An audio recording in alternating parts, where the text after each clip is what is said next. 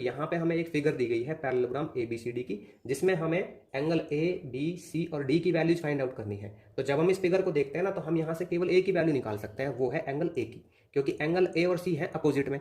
तो opposite angles जो होते हैं पैरेललोग्राम के वो होते हैं इक्वल। तो इसलिए ये तो 5x आ जाएगी इसके इक्वल, ठीक है। लेकिन ये नहीं निकाल सकते हम, क्योंकि एंगल डी और एंगल बी पूरा नहीं दे रखा इसने।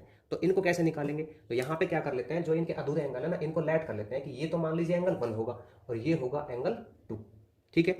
अब मैं एंगल 1 की वैल्यू कैसे निकाल सकता हूँ? बहुत आसान है, क्योंकि यहाँ पे बन रहा है जेड, देखो इधर जेड बन रहा है ये, तो इधर जेड बन रहा है, तो जिसके अकॉर्डिंग जेड बन रहा है वो लाइन है पैरेलल इसमें। अपोजिट जो साइड्स होते हैं पैरेललोग्राम की वो पैरेलल होती हैं, तो ये पैरेलल होगी इसके और ये हो गई transversal.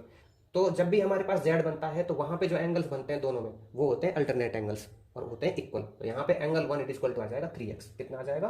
Angle 1 it equal to 3x, ठीक है। क्यों? ये आ जाएगा अल्टरनेट एंगल्स से। क्या होते हैं ये?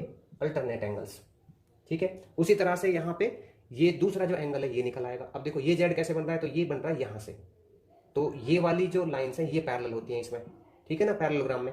तो ये आ जाएगा कितना? Angle 2 it equal to 2x। तो यहाँ पे मैं लिख लेता हूँ angle 2 it equal to 2x। ये क्या? ये भी हमारा क्या है? अल्टरनेट एंगल्स है ना। अब हम क्या करते हैं, यहाँ पे इसको ले लेते हैं कि जो एंगल डी है ये कैसे आया। एंगल डी यहीं पे ले लेता हूँ मैं। एंगल डी क्या बना? एंगल डी बन गया हमारा एंगल 1 प्लस 2x। क्या बन गया? Angle 1 plus 2x। पूरा एंगल डी यही होगा ना इस तरह से। तो एंगल 1 कितना है?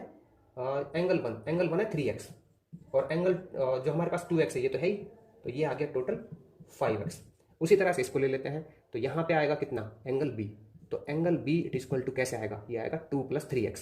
तो एंगल 2 प्लस में 3x, तो ये आ जाएगा हमारे पास। एंगल 2 की वैल्यू कितनी है? ये है 2x और प्लस में ये 3x है, तो ये हो गया कितना? 5x।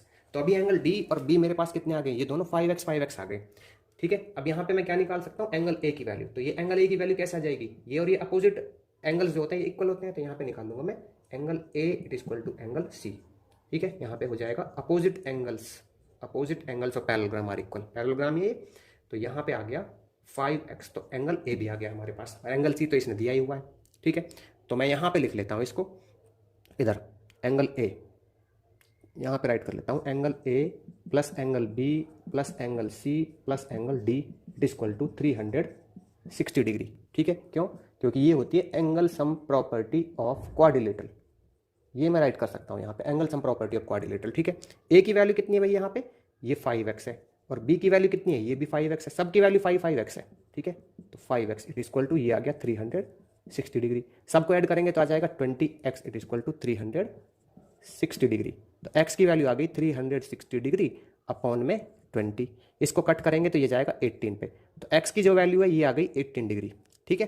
तो यहाँ पे हमें निकालना क्या है? हमें निकालना है 5x, ठीक है ना, क्योंकि हर एक एंगल की जो वैल्यू वो कितनी है? वो 5x। तो यहाँ पे मैं इसकी निकाल लेता हूँ कि कोई भी एक एंगल की, तो एंगल ए कितना है? ये है 5x, तो ये हो गया 5 इंटू कितना? 18 डिग्री। x की वैल्यू कर देंगे यहाँ पे, तो ये आ जाएगा 90 डिग्री, ठीक है। उसी तरह से यहाँ पे जो एंगल बी है वो भी इतना ही आ जाएगा, तो यहाँ पे मैं लिख दूंगा देन, क्योंकि सभी एंगल इक्वल है, then angle A it equal to angle B it equal to angle C it equal to angle D. तो ये है 90 डिग्री, किसके? 90 डिग्री के। तो मैं यहाँ पे लिख दूंगा so each angle of parallelogram, each angle of parallelogram of 90 degree. तो हर एक एंगल जो है पैरेललोग्राम का वो